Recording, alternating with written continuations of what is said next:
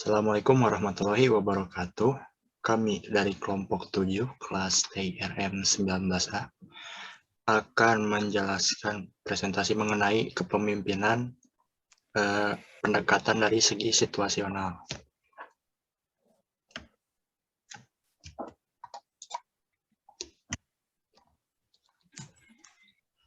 Di sini anggota kelompok kami itu ada saya sendiri, Aditya Sucipto. Lalu di sini ada Ida Saripudin, lalu ada Irfan Muhammad, lalu ada Renggo Saputra, dan juga ada Rifani Putri.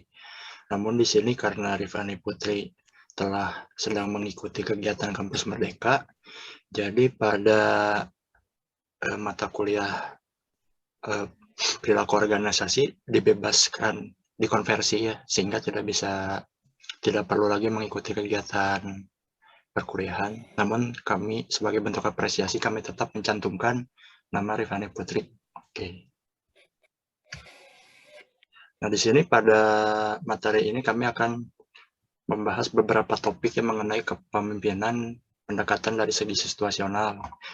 Di sini ada latar belakang kepemimpinan, lalu ada model dasar kepemimpinan, penerapan model kepemimpinan, keunggulan dan kelemahan, dan juga terakhir ada perbandingan antara pendekatan situasional. Untuk presentasi pertama, silakan. Baik, kita masuk ke poin yang pertama, yang dimana di sini mengenai latar belakang dari kepemimpinan situasional ya.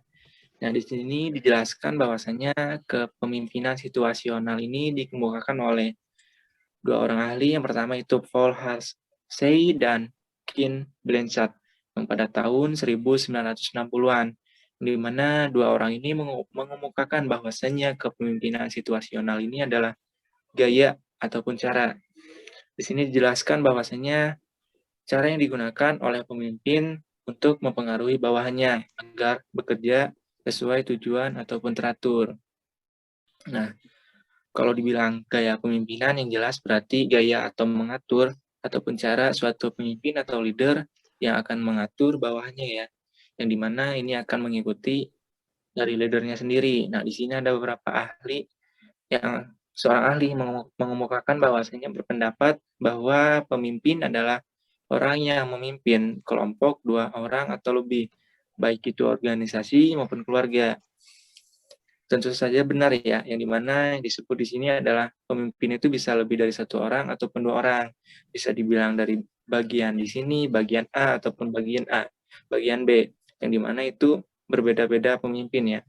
Di sini dijelaskan bahwa kepemimpinan adalah kemampuan seseorang memimpin untuk mengendalikan, memimpin, mempengaruhi pikiran, perasaan, atau tingkah laku orang lain. Yang bahwasanya pemimpin ini adalah bergerak ataupun bertujuan untuk mengendalikan seorang ataupun bawahannya, yang dimana dia ini mempengaruhi ataupun berpendapat bahwasanya bawahannya ini adalah pengikut dari pemimpin itu. Masuk ke yang ini adalah keterampilan yang dibutuhkan seorang leadership itu apa aja sih? Yang pertama itu ada goal setting, yang dimana goal setting di sini merupakan adalah suatu tujuan ataupun capaian yang harus dicapai oleh suatu leadership. Nah, kemampuan ini biasanya sangat penting yang harus dimiliki pada leadership agar suatu tujuan itu dapat teratur ataupun terarah ya. Jadi sesuai dengan aturan. Yang kedua ini adalah diagnosis. Diagnosis ini adalah suatu keterampilan yang harus dimiliki seorang leadership.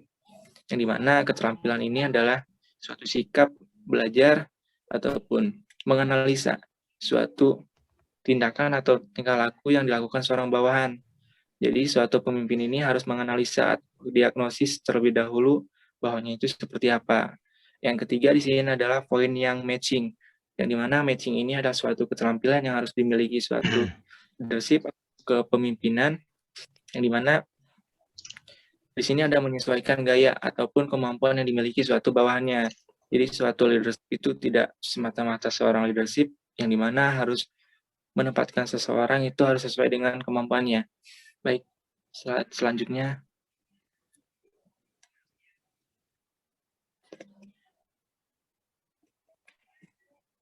Next, Dit. Nah, di sini ada faktor-faktor kepemimpinan situasional. sebelumnya. Nah, faktor yang pertama di sini ada sistem nilai manajer. Sistem nilai manajer. Di sini dijelaskan bahwa sistem nilai manajer ini berisi jawaban terhadap persoalan seberapa kuat keyakinan manajer bahwa orang-orang memiliki andil dalam pengambilan keputusan yang mempengaruhi mereka. Nah, yang di sini dimaksud bahwasanya kekuatan atau keyakinan seorang manajer itu biasa lebih cenderung terhadap gaya kepemimpinannya ya, terutama dalam hubungannya dengan kadar arahan ataupun dukungan yang diberikan oleh orang lain. Yang kedua di sini ada rasa yakin terhadap bawahan. Yang dimaksud di sini adalah rasa yakin terhadap bawahan itu manajer juga bergantung pada perasaan tentang pengetahuan dan kompetensi anggota sifatnya dalam suatu bidang tanggung jawab tertentu. Biasanya pada saat leadership ini, kadar kontrol atau kebebasan yang diberikan manajer kepada sifat bawahan tergantung pada apakah manajer itu percaya ataupun tidak. Dasarnya pemalas atau bagaimana tidak dapat dipercaya, bertanggung jawab ataukah tidak, atau manajer percaya bahwa bawahannya itu kreatif dan dapat memotivasi diri sendiri dalam suatu lingkungan apabila dimotivasi dengan tepat. Nah, itu yang ketiga di sini ada inklinasi kepemimpinan, yang dimana inklinasi manajer berpengaruh pada gaya kepemimpinan. Nah, di sini disebutkan bahwasanya gaya kepemimpinan ini sangat berpengaruh terhadap produktivitas kepemimpinan ya, yang dimana jikalau leadership mengatur seorang bawahannya dengan gaya cenderung baik ataupun mengarahkan sedikit demi sedikit, yang dimana ini akan berpendapat atau berpengaruh terhadap satu bawahannya juga ya. Nah, di sini yang terakhir itu ada perasaan aman dalam situasi tertentu. Merasa aman dalam situasi tertentu berdampak pada kemauan manajer untuk melepaskan kontrol pengambilan keputusan. Nah, yang di sini dimaksud adalah nilai toleransi yang harus sangat dipentingkan, yang dimana manajer terhadap ketidakjelasannya, faktor lainnya ini sangat berpengaruh. Posisi hidup pemimpin dalam hubungannya dengan perasaan terhadap dirinya sendiri.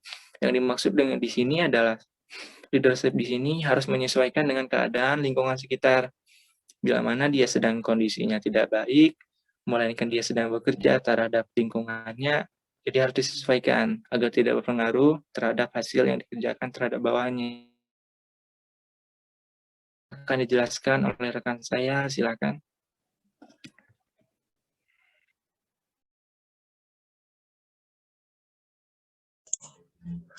Baik, saya akan melanjutkan penjelasannya, yaitu selanjutnya model dasar kepemimpinan situasional.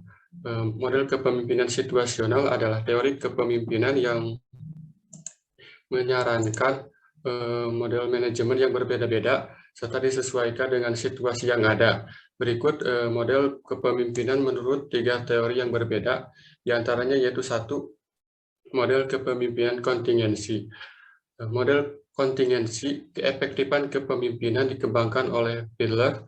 Model ini mendalilkan bahwa prestasi kelompok tergantung pada interaksi gaya kepemimpinan dengan kadar menguntungkan tidaknya situasi. Ia mengembangkan skala rekan kerja yang kurang disukai, upaya yang dilakukan Peter dengan menentukan seberapa positif dan negatifnya seseorang terhadap rekan kerja yang kurang disukai. Dan untuk mengatur dan untuk mengukur 2 gaya kepemimpinan, yaitu 1, berorientasi tugas atau kepemimpinan yang mengendalikan. 2, berorientasi hubungan atau kepemimpinan pasif. Di sini juga ada beberapa kritik terhadap model kontingensi. 1, yaitu Crane dan lain-lain menyajikan bukti-bukti bahwa dukungan hasil riset untuk model tersebut tidaklah kuat, terutama jika diuji penelitian yang diselenggarakan oleh penelitian yang tidak ada kaitannya dengan Piller. Kedua, sejumlah penelitian telah meminta penelitian atas ukuran LTC yang diragukan. Kedua, lanjut, Pit. Model kepemimpinan dari Pirum Yeton mencoba menyediakan suatu model normatif yang dapat dipakai oleh seseorang pemimpin dalam pengambilan keputusan. Model normatif menyajikan suatu yang menjelaskan bagaimana seorang pemimpin harus memimpin dalam berbagai situasi. Model ini menunjukkan bahwa tidak ada corak kepemimpinan yang tunggal dapat diterapkan pada sebuah situasi. Model Peromyatan membuat sejumlah asumsi bahwa satu, model tersebut harus bermanfaat. Dua, tidak ada gaya kepemimpinan yang tunggal. Ketiga, perhatian utama terletak pada masalah yang harus dipecahkan. Selanjutnya yaitu ketiga, model jalan tujuan atau path goal model. Model ini mencoba memperkirakan keefektifan kepemimpinan dalam situasi yang berbeda. Menurut model ini, kepemimpinan adalah efektif karena dampak positifnya terhadap motivasi kemampuan bekerja dan kepuasan pengikutnya. Teori ini disebut jalan tujuan karena menitik beratkan atas cara pemimpin mempengaruhi persepsi pengikut tentang tujuan kerja, tujuan pengembangan diri, dan jalan untuk mencapai tujuan. Fondasi teori ini adalah teori harapan. Lanjut.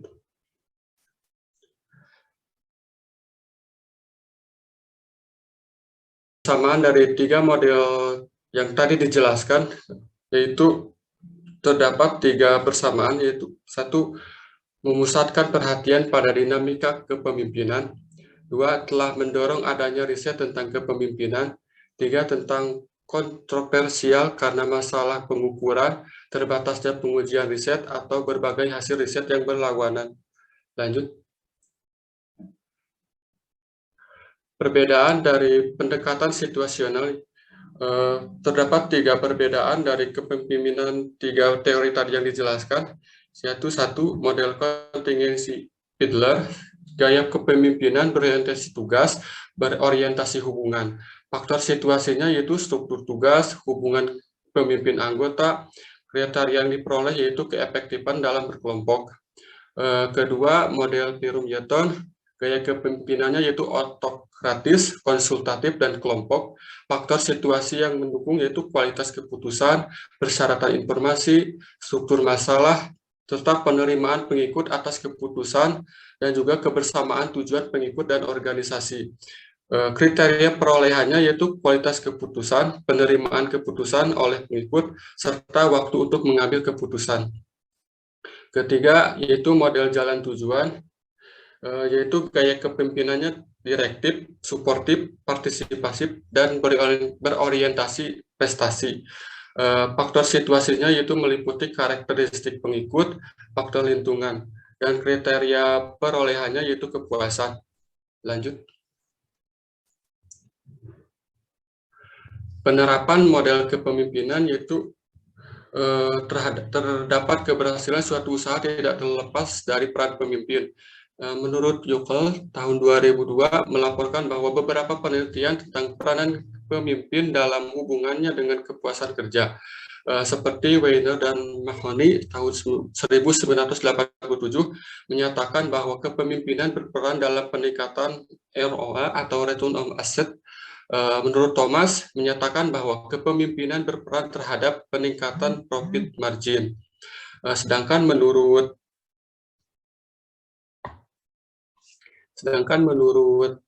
Beric Day, Lore, and Alexander juga menemukan bukti bahwa top eksekutif mempengaruhi kepuasan kerja organisasi. Selanjutnya, faktor pemimpin sebagai penyebab keberhasilan usaha juga dikemukakan oleh Peter F. Selanjutnya akan dilanjutkan oleh Irfan.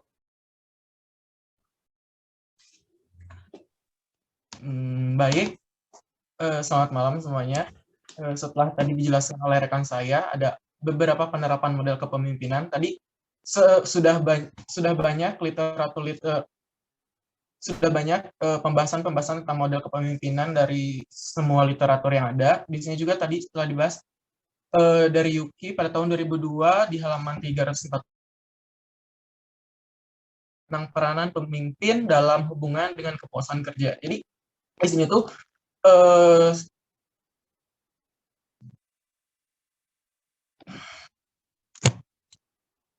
nah, jadi Terus ada juga seperti Weiner dan Mahoney pada tahun 1981 mengatakan bahwa kepemimpinan berperan dalam peningkatan ROA atau Return on Assets. Terus ada Thomas pada tahun 1988 menyatakan bahwa kepemimpinan berperan terhadap peningkatan profil margin. Dan tadi sudah dijelaskan kembali oleh sampai bawah oleh Idas. Jadi pada intinya sebuah pemimpin itu berhubungan dengan kepuasan kerja, di mana jika pemimpinnya sudah baik atau pemimpinnya sudah bisa mengayomi suatu bawahan atau semua karyawannya, pasti kepuasan kerja bisa tercapai. Baik itu kepuasan kerja oleh karyawannya atau bawahannya ataupun kepuasan kerja oleh atasannya langsung gitu, seperti itu. Next.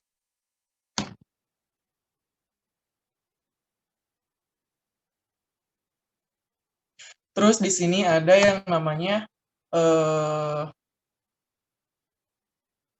teori kepemimpinan Hersey-Blanchard. Pendekatan kepemimpinan ini dikembangkan pada tahun pada tahun 2002 di halaman 169 sampai 181, yaitu satu perilaku tugas, di mana kadar upaya memimpin, mengordinasi dan menetapkan peran bawahan, menjelaskan kegiatan peran bawahan, kapan, dimanapun, di segala situasi itu tuh benar-benar harus ditetapkan dan bagaimana cara menyelesaikannya. Jadi si pemimpin itu dicirikan dengan upaya untuk menetapkan struktur organisasi, saluran komunikasi, dan prosedur menyelesaikan masalah. Jadi kayak dimensi perilaku tugas dan indikator perilaku mencakup penyusunan tujuan, pengkoordinasian, penetapan batas waktu, pengarahan dan pengendalian. Jadi perilaku tugas itu si pemimpin lebih ke mengarahkan si bawahan-bawahannya ke job desk-nya masing-masing, seperti itu. Terus di sini juga ada yang namanya perilaku hubungan, di mana perilaku hubungan ini yaitu kadar upaya pemimpin dalam membina hubungan pribadi di antara para pemimpin dan bawahan dengan membuka saluran komunikasi, menyediakan hubungan emosional dan kemudahan perilaku. Jadi lebih ke hubungan interaksi antara pemimpin dan bawahan atau pemimpin dan karyawannya. Jadi kayak ada feedback atau interaksi dua arah gitu, biar saling lebih mendukung gitu. Jadi kayak ada feedback dua arah, kelihatan saling mendukung, saling kerjasamanya terlihat, mengkomunikasikan, memudahkan interaksinya juga. Terus di sini juga ada kematangan bawahan. Di sini yang dimaksud dengan kematangan bawahan ialah kemampuan atau kemauan individu untuk memikul tanggung jawab.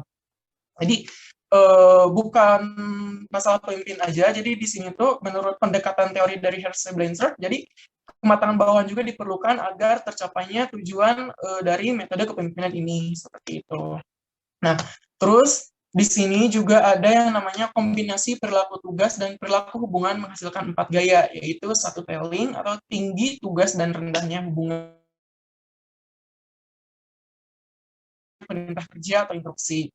Jadi seperti kan kita seperti di perusahaan itu ada atasan tuh yang cuma memerintah aja, ada yang atasannya itu memerintah juga dia ikut kerja. Seperti contoh kecilnya itu di tempat kerja saya, itu tuh si atasannya itu ada yang telling, ada yang selling, nanti dibahas di nomor 2. Jadi telling itu lebih ke memerintah, tapi dia tidak terjun ke lapangan langsung. Terus di sini juga ada selling, yaitu tinggi tugas dan tingginya hubungan, di mana gaya ini cenderung untuk menjelaskan keputusan yang telah memimpin buat memberikan kesempatan bawahan untuk mengerti. Jadi kayak memberi kesempatan ke bawahan untuk mengerti itu lebih ke dia mempraktekannya sendiri, seperti itu mungkin.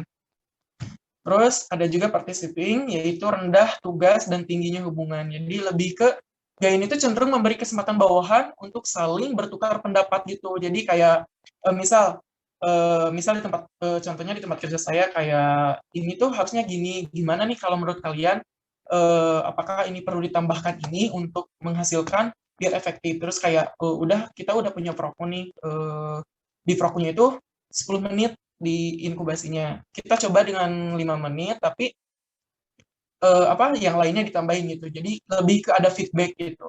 Jadi ini tuh berhubungan juga dengan tadi pendekatan yang si Hersey-Blanchard gitu. Terus ada delegating, yaitu delegatingnya itu rendah tugas dan rendah hubungan. Jadi gaya ini tuh lebih cenderung mendelegasikan tanggung jawab, pengambilan keputusan dan pelaksanaan pekerja pada bawahan. Jadi lebih ke ini tuh lebih ke gimana ya? Jadi si atasan itu lebih ke mempercayakan semuanya itu ke bawahan gitu. Next.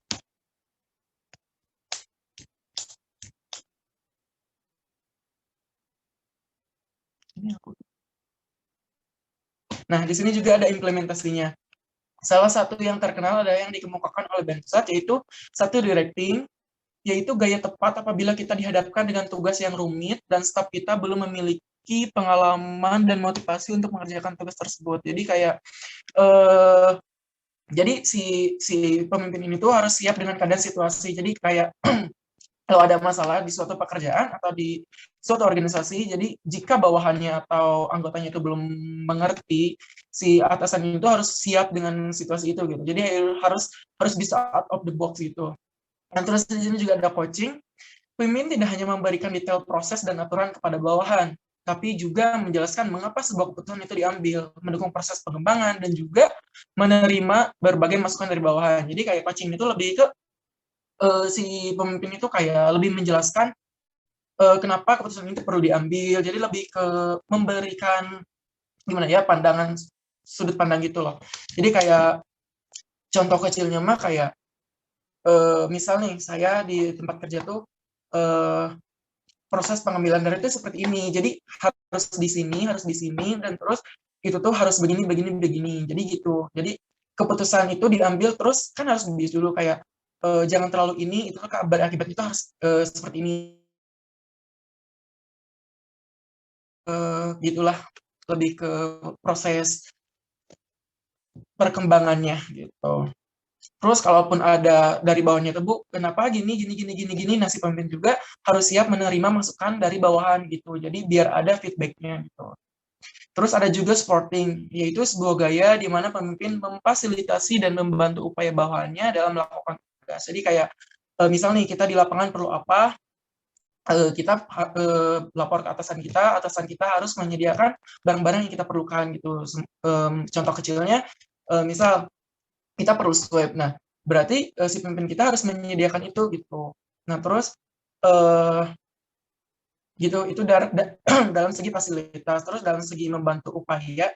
Jadi itu tuh kalau membantu, misal kalau bawahannya perlu bantuan atau perlu tenaga ekstra dan tidak ada orang lain, otomatis si pemimpin itu harus siap mensupport bawahannya seperti itu.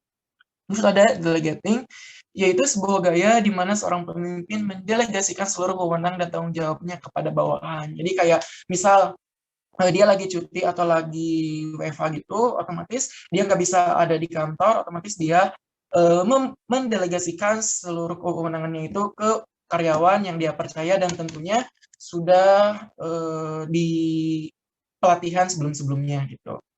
Terus di sini juga ada nih yang perlu diperhatikan adalah bahwa untuk dapat mengembangkan gaya kepemimpinan situasional, yaitu satu kemampuan analitis, di mana kemampuan analitis ini sangat-sangat penting menurut saya di sebuah pekerjaan, karena jika kita mempunyai analytical skills, kita bisa menganalisis nih apa yang akan terjadi dan apa yang akan terjadi sebelum, dalam proses, dan sesudah proses itu terjadi gitu. Jadi sebuah pemimpin itu harus siap memprediksikan sebelum waktu proses berjalan dan sesudah proses itu dilakukan gitu. Terus ada juga kemampuan untuk fleksibel atau flexibility atau apa sih ini kelihatan? Flexibility or adaptability skill. Jadi kayak fleksibel. Jadi kayak kita kan kalau bekerja itu sudah ada prosedur bakunya gitu. Nah, tapi jika di dalam situasi tertentu, kita boleh menghiraukan prosedur baku itu yang namanya fleksibel. Dengan catatan,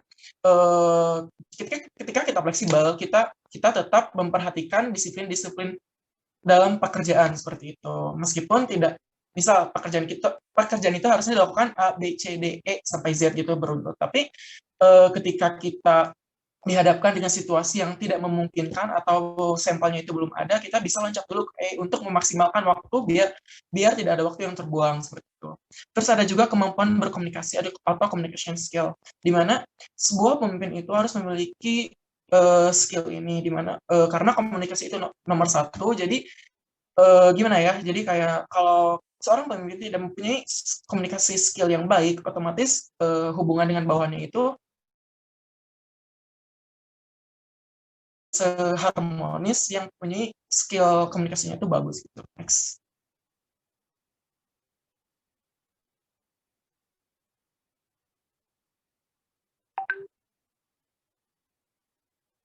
Ini siapa? Terus ada juga seorang pemimpin harus dapat melaksanakan 3 peran utamanya, yakni peran interpersonal, peran pengolahan informasi atau information processing, serta peran pengambilan keputusan atau decision making. Ini tuh dikemukakan oleh seorang literatur dari luar, yaitu Gordon, pada tahun 1996 pada halaman 314 sampai 315. Itu peran pertama itu ada 3, yaitu peran figur atau sebagai simbol dari organisasi, leader, itu berinteraksi dengan bawahan, memotivasi dan mengembangkannya.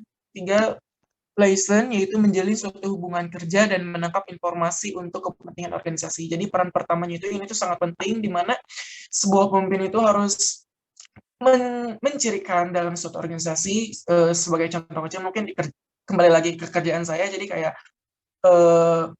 atasan saya itu kayak simbolnya itu harus bergelar dokter hewan, terus harus berinteraksi dengan bawahan, memotivasi dan mengembangkannya. Jadi kayak bisa mengayomi, kayak misal saya nggak tahu apa-apa, dia bisa mengayomi, bisa mengajari saya apabila ada yang kurang paham, terus menjalin suatu hubungan kerja dan menangkap informasi untuk kepentingan organisasi. Jadi kayak ada apa-apa, ada info dari SDM, ada info dari bagian-bagian lain, si pemimpin itu harus siap dengan hubungan itu gitu. Jadi harus menjalin hubungan yang baik biar informasi-informasi dari luar bisa diterima dan bisa disampaikan kembali oleh ke bawahannya, seperti itu. Terus ada juga peran kedua. Di sini peran kedua juga sama, ada 3, yaitu monitor, di mana monitor ini seperti memimpin rapat dengan bawahan, mengawasi publikasi perusahaan, atau berpartisipasi dalam suatu kepanitiaan.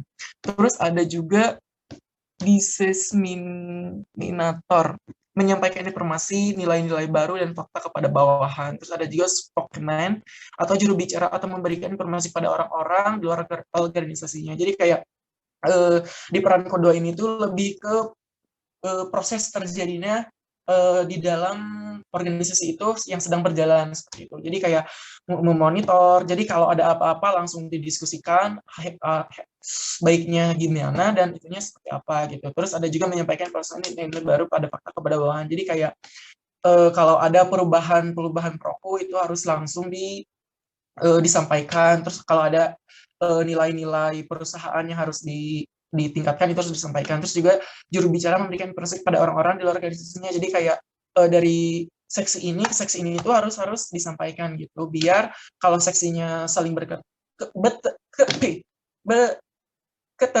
saling berkaitan itu bisa memperpanjang wawasan gitu. Terus di sini juga ada peran ketiga, yaitu entrepreneur, mendesain perubahan dan pengembangan dalam organisasi. Ada disturbance handler, mampu mengatasi masalah terutama ketika organisasi. Research allocator, mengawasi alokasi sumber daya manusia, materi, uang, dan waktu dengan melakukan. Jadi ini tuh lebih ke perannya itu lebih ke tadi fasilitas yang sebelumnya dibahas. Jadi kayak lebih menguasai sumber daya manusia. Jadi kayak ini pekerjaan ini tuh harus butuh orang berapa, terus kayak kita harus tambah orang atau enggak, atau kita bisa memanfaatkan orang yang ada atau enggak, seperti itu. Terus untuk materi dan uang itu tuh lebih ke kita kan setiap tahun itu memerlukan anggaran untuk membeli media-media yang kita perlukan dalam proses ujian, seperti itu. Jadi itu tuh setiap akhir tahun diagendakan atau dirincikan tahun depan itu memerlukan biaya berapa untuk menyokong sumber daya manusia dan media-media lainnya. Terus kalau ada perubahan-perubahan itu tuh harus lebih ini gitu di peran ketiga ini. Terus ada juga negosiator melakukan perundingan atau tawar-menawar, seperti itu. Jadi kayak misal ada alat rusak, itu tuh harus lebih harus pintar-pintar mencari pihak ketiga, di mana pihak ketiga itu pasti kan memiliki harga yang berbeda. Nah itu tuh harus benar-benar si pemimpin harus benar-benar pintar nyari bernegosiasi gitu biar dapat harga pas gitu. Next. Oke, setelah tadi kita membahas mengenai beberapa penerapan dari kepemimpinan situasional, lalu juga ada beberapa model dan metode dari kepemimpinan situasional itu seperti apa. Nah, kita juga perlu mengetahui keunggulan dan kelemahan dari metode dari kepemimpinan dengan gaya situasional itu seperti apa ya. Nah, di sini ada kelebihan dari metode kepemimpinan situasional. Yang pertama di sini dapat menyesuaikan tugas-tugas dengan karakteristik karyawan yang ada. Seperti yang kita tahu, di setiap perusahaan tentu memiliki banyak karyawan dan pasti juga memiliki karakteristik yang berbeda-beda, baik itu dari sifat seseorang, umur, dan juga jenjang karir. Nah,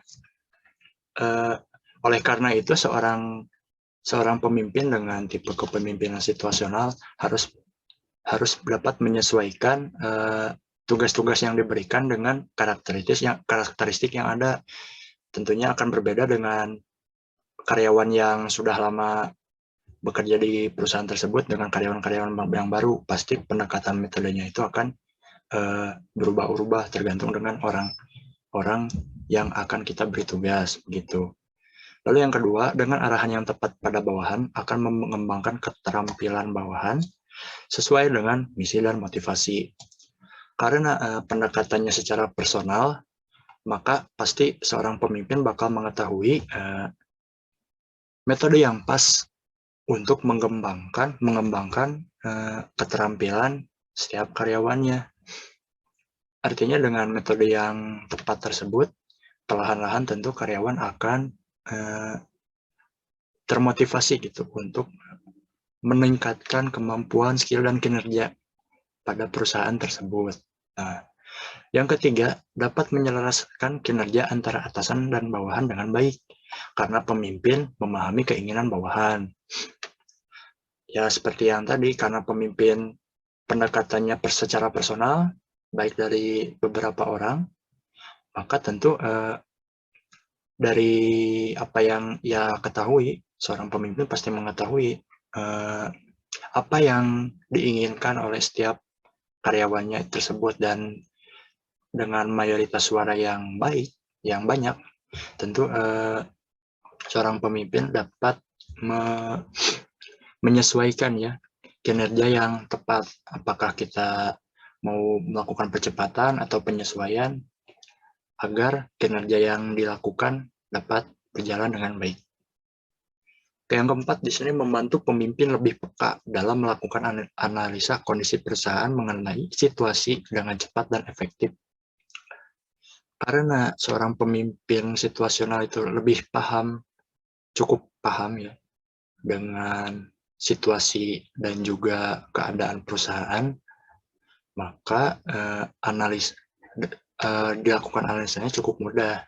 Di sini bisa kita ketahui dengan misalkan keadaan lingkungan di perusahaannya itu seperti apa, apakah memerlukan misalkan percepatan kinerja karena misalkan kinerjanya masih kurang, lalu metode apa yang pas untuk melakukan percepatan pada kinerja tersebut gitu ya.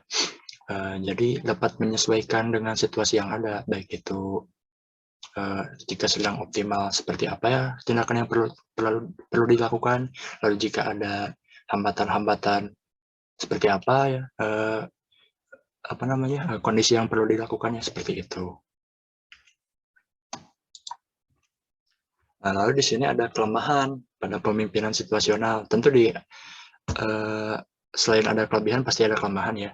Nah, di sini kelemahan yang pertama itu dapat membuat karyawan yang satu dengan yang lain bingung saat mendapatkan penugasan yang berbeda. Ya begitu, karena pastinya kan setiap karyawan karena pendekatannya personal, pasti tugas-tugas yang diberikan itu pasti berbeda-beda. Antara si A diberi tugasnya ini, si B diberi tugasnya ini. Namun yang perlu dikhawatirkan di sini adalah jika tugas antara si A dan si B tidak sinkron, artinya tidak ada terjadi kesinambungan antara tugas tersebut, maka akan dipastikan terjadi kebingungan yang dapat membuat kinerja terhambat. Oleh karena itu perlu dipastikan bahwa penugasan yang diberikan kepada bawahan itu harus sinkron antara si A dan B, meskipun metode yang diberikan itu berbeda. Lalu yang kedua, memerlukan penyesuaian diri dari bawahan ketika terjadi perubahan gaya kepemimpinan yang berbeda setiap saat. Nah, di sini adalah salah satu kerugian yang cukup sering terjadi ya, karena memang jika setiap orang diberikan gaya kepemimpinan penyesuaian kepemimpinan yang berbeda dari segi metodenya, maka tentu orang itu akan bingung, kok ini gayanya berbeda-beda, apakah salah atau seperti apa gitu. Ini harus diatasi dengan memberikan metode yang tepat terhadap tugas karyawan, sehingga karyawan itu tidak perlu menyesuaikan diri lebih banyak gitu ya. Lalu yang ketiga di sini adalah berpotensi melakukan tindakan manipulatif dari bawahan terhadap kinerjanya kepada atasan. Nah, di sini yang perlu diwaspadai, terkadang memang ada karyawan yang karena atasannya itu bisa disebut baiknya ke kita, jadi kadang-kadang data-data yang kita kerjakan atau yang bawahan itu kerjakan bisa dimanfaatkan dengan mencurangi hasil kinerja yang telah dibuat, yang harusnya misalkan ternyata tidak mencapai kinerja yang dibutuhkan, ini malah dilebihkan, jadi kinerjanya itu malah lebih tinggi atau dilebih-lebihkan gitulah ya. Nah, ini yang harus diwaspadai. Yang keempat, banyak resiko celah jika tidak hati-hati dalam mengambil keputusan. Ya, tentunya harus keputusan yang dikeluarkan itu harus benar-benar matang sehingga tidak terjadi celah, sehingga tidak mudah dimanfaatkan oleh bawahan kita. Oke, jadi kesimpulan pada materi ini yaitu kepemimpinan situasional adalah suatu pendekatan terhadap kepemimpinan yang menyatakan bahwa pemimpin memahami perilakunya, sifat-sifat bawahannya, dan situasi sebelum menggunakan gaya kepemimpinan tersebut. Terdapat beberapa pendekatan dalam kepemimpinan situasional, yaitu model contingency leader, model from yet on, dan model jalan tujuan. Nah, dari ketiga model tersebut memiliki persamaan dan perbedaannya masing-masing. Seorang pemimpin situasional harus bisa menyesuaikan dengan situasi yang terjadi dalam organisasi mereka, baik secara makro maupun mikro. Seorang pemimpin juga harus mampu mengenal lingkungan organisasi eksternal maupun internal. Oke, sekian dari presentasi kelompok kami ya mengenai kepemimpinan situasional. Mudah-mudahan bermanfaat bagi rekan-rekan semua dan juga yang bagi menonton video ini. Terima kasih. Assalamualaikum warahmatullahi wabarakatuh.